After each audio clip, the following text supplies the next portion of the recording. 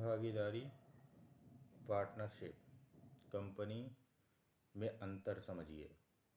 जैसे कि भागीदारी सिर्फ भागीदारों का समूह है, वह विधिक व्यक्ति लीगल पर्सन नहीं है।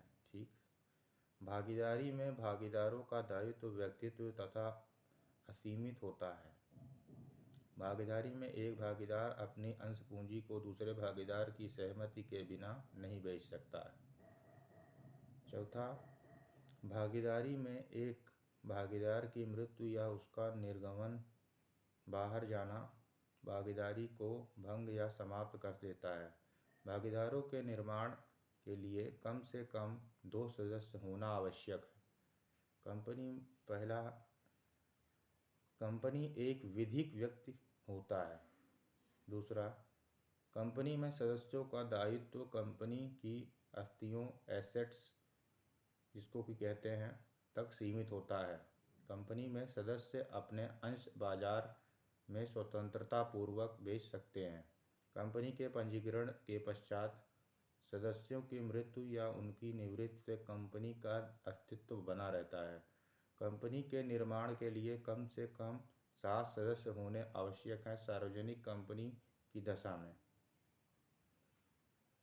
यह हैं इनके कुछ पॉइंट्स जो कि याद रखना है आपको, और यही पेपर में सदैव 100 में 100% आएगा। तो बच्चों कुछ आगे भी पढ़ लेते हैं और थोड़ा मन लगा के सुनिएगा। भागीदारी तथा संयुक्त हिंदू परिवार में अंतर क्या होता है? Distinction between partnership and joint Hindu family. भागीदारी तथा संयुक्त हिंदू परिवार में अंतर मैं पूरी तरीके से इसका विच्छेदन करूंगा, थोड़ा ध्यान लगा के सुनिएगा। भागीदारी पार्टनरशिप, पहला पॉइंट, भागीदारी का निर्माण करार द्वारा होता है। दूसरा पॉइंट, भागीदारी में नया भागीदार सभी भागीदारों की सहमति के पश्चात ही प्रविष्ट कराया जा सकता है। तीसरा पॉइंट, भागीदारी में एक भागीदार दूसरे भागीदार का अभिकर्ता होता है। भागीदारी का प्रत्येक सदस्य अपने सहभागीदारी के साथ भागीदारी के संबंध में असीमित दायित्वों से बच जाता है। पांचवा पॉइंट, भागीदारी के संबंध में प्रत्येक भागीदारी का दायित्व व्यक्तिगत तथा संयुक्त दोनों होता है। और संयुक्त परिवार का पॉइंट, पहला पॉइंट, संयुक्त परिवार या निर्माण करार द्वारा ना होकर पक्षकार की स्थिति स्टेटस के आधार पर होता है।